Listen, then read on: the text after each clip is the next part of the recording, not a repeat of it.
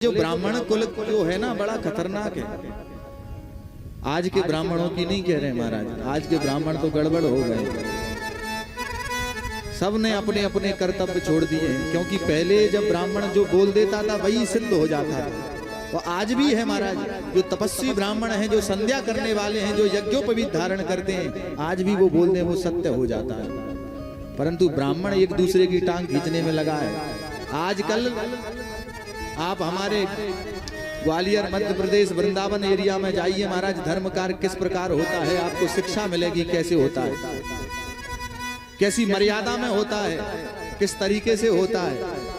परंतु महाराज यहाँ तो कुछ विचित्र दशा ही नजर आ रही है। प्रेम से बोलो राधे राधे। बंधुओं, ब्राह्मणों से डरते थे राजा।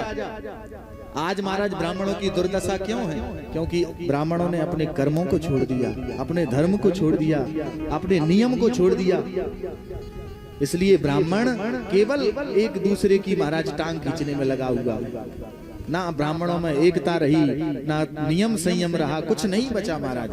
पतन की ओर जा रहे हैं महाराज। और कुछ लोग अच्छा काम कर रहे हैं, उनको भी बुरा भला कहने में कमी छोड़ते नहीं है। बात समझ रहे हैं?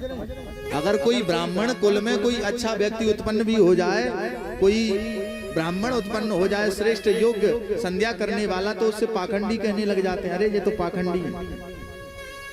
धन्य है ऐसे लोगों को। यही समाज की दुर्दशा है। और महाराज गोस्वामी तुलसी अपने आप को भूल गया है ब्राह्मण कि हम क्या हैं। गोस्वामी अब शास्त्रों में ब्राह्मणों की इतनी महिमा क्यों गाई? ये शास्त्रों में कोई अपने आप तो नहीं लिख दिया, भगवान स्वयं कहते हैं। और गोस्वामी तुलसीदास जी भी कह रहे रामचरितमानस में, इंद्र कुले समम सोल वेसा, इंद्र कुले समम सोल वेसा, इंद्र कुले समम सोल वेसा, इंद्र कुले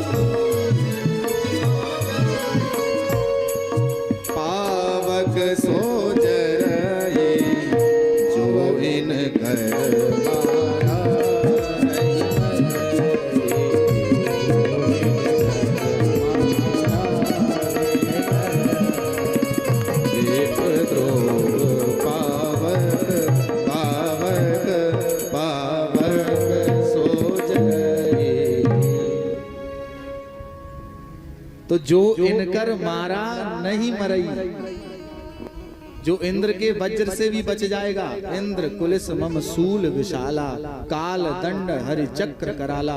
बोले महाराज बड़े बड़े अस्त्रों से जो बच जाएगा, परंतु ब्राह्मण कुल का अगर गलत सोचेगा तो ब्राह्मण कुल कभी, जैसे अग्नि में हाथ डाल दोगे तो वो भस्म हो जाएगा, उसी प्रकार जो ब्राह्मण का अपमान कर देता है, ब्राह्मण का सम्मान नहीं करता, उसका महाराज कुल समेत विनाश हो जाता है।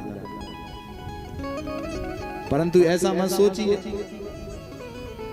कर्म प्रधान, जो कर्म पर टिका हुआ है ब्राह्मण, किसी संयमित ब्राह्मण का अगर आपने अपमान कर दिया, और देखिए शास्त्रों में तो ब्राह्मणों की अद्भुत महिमा है ही।